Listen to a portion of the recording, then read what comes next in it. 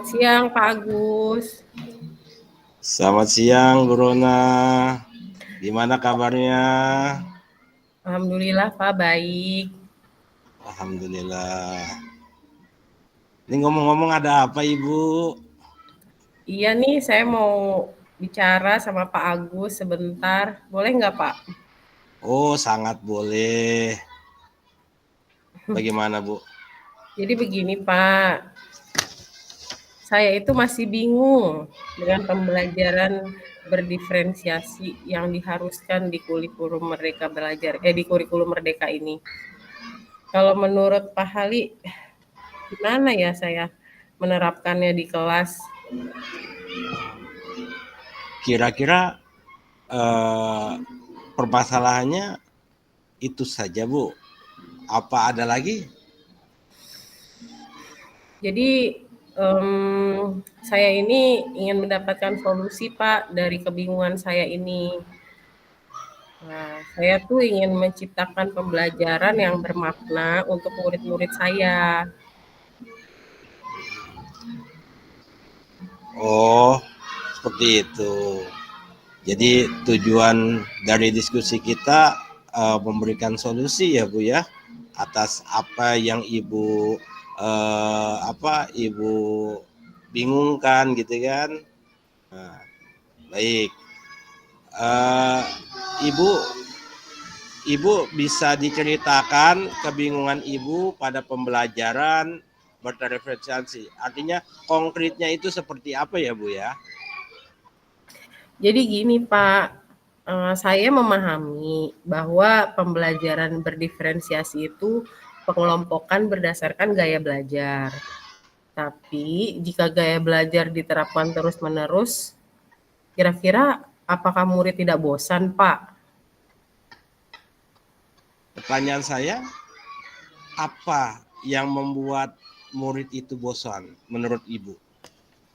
Masalahnya gini, karena kalau setiap bab kita menggunakan pengelompokan gaya belajar terus, Pak, jadi kemungkinan anggota kelompoknya itu sama kan, Pak?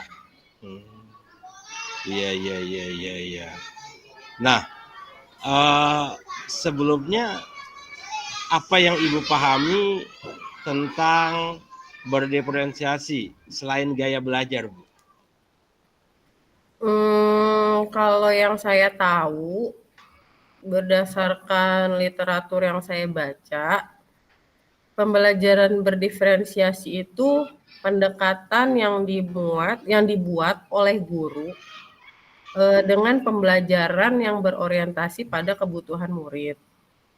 Nah, kalau populernya tuh ya dengan pengelompokan gaya belajar, Pak. Nah, berarti kan pembelajaran yang berorientasi pada kebutuhan murid. Apakah kebutuhan murid itu hanya gaya belajar saja? Tidak sih, Pak. Nah, selain gaya belajar yang berorientasi pada pembelajaran kebutuhan murid, menurut Ibu apa aja? Selain gaya belajar itu bisa dari minat murid, terus kesiapan belajar murid, dan juga profil murid. Nah, Ibu itu sudah menjawab dengan benar. Jadi selain gaya belajar, ada minat murid juga, ya. Artinya kita berorientasi pada minat murid, ya. Kesiapan belajar murid juga harus kita siapkan, dan juga profil murid yang memang kita mengacu pada profil pelajar Pancasila ya Bu ya. Tuh. Nah, lalu apa rencana Ibu untuk mencapai tujuan itu dalam pembelajaran yang akan Ibu buat? Rencananya saya itu akan melakukan variasi kelompok setiap babnya, Pak. Variasi kelompok ya Bu?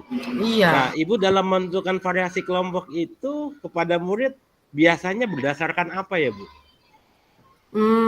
Saya akan melakukan tes diagnostik terlebih dahulu. ya. Kemudian saya bisa mendapatkan data kemampuan awal murid. Oh, jadi Ibu memetakan ya kemampuan murid ya, Ya, berdasarkan kemampuannya ya Bu ya. Nah selanjutnya setelah Ibu adakan tes diagnosis itu, lalu Ibu melakukan apa?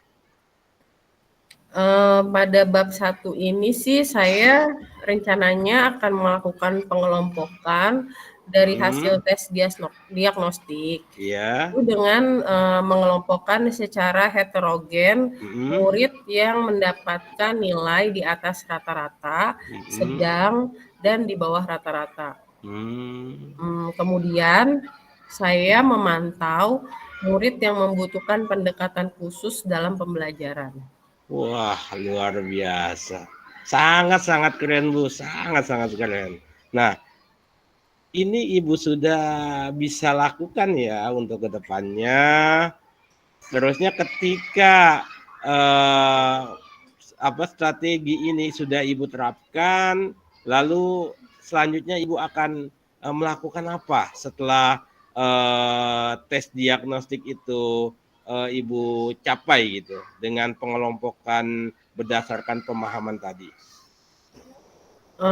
Untuk selanjutnya itu saya bisa mengelompokkan dengan gaya belajar. Kemudian pada bab berikutnya itu bisa dengan pengelompokan yang berbeda sesuai dengan minat. Luar biasa ya. Nah, jadi setiap bab itu, setiap bab Ibu akan adakan tes diagnostik gitu ya. Artinya untuk menentukan kelompok ya, nggak Iya, harus itu aja ya Bu ya kelompoknya betul. ya. Iya, Pak. Iya, berdasarkan dengan minat tadi ya, minat dan pemahaman siswa di awal ya. Luar biasa Ibu. Jadi anak-anak tidak bosan ya Bu ya dalam mengikuti proses kegiatan belajar. Mantap Bu, luar biasa. Nah selanjutnya ketika ini sudah Ibu terapkan, maka apakah selanjutnya ke depannya Ibu akan menerapkan kegiatan seperti ini gitu loh? Artinya untuk menunjang proses kegiatan pembelajaran Ibu. Tentu Pak, untuk kedepannya saya akan konsisten menjalankan rencana ini. Kemudian kenapa harus konsisten? Karena saya ingin murid saya itu mendapatkan hasil belajar yang terbaik dengan mengetahui kebutuhan belajar murid saya. Jadi saya juga bisa all out memberikan semua yang anak-anak murid saya butuhkan. Luar biasa ya. Tetap istiqomah ya Bu ya, tetap kontinuitas dalam berinovasi ya Bu ya. Mudah-mudahan apa yang kita harapkan sebagai pendidik mudah-mudahan tercapai pada anak murid kita. Intinya anak-anak itu supaya selamat, bahagia dan bermanfaat. Mantap Bu, keren. Selamat terus ya Bu ya untuk bersemangat terus untuk berinovasi ya Bu untuk kedepannya. Terima kasih ya Pak Agus sudah meluangkan waktu untuk mendengarkan saya bercerita. Jadi saya tidak kebingungan lagi untuk implementasi pembelajaran berdiferensiasi ini di kelas saya. Gak apa-apa Ibu. Ini saya juga bersyukur loh. Saya juga bersyukur kita sama-sama belajar di sini. Yang Ibu belum tahu menjadi tahu. Saya juga yang belum tahu nanti akan menjadi tahu ya Bu ya. Terima kasih Bu Rona, sehat selalu ya Bu ya. Terima kasih Pak Agus. Ya Bu, kembali kasih Bu Rona. Semangat selalu. Semangat.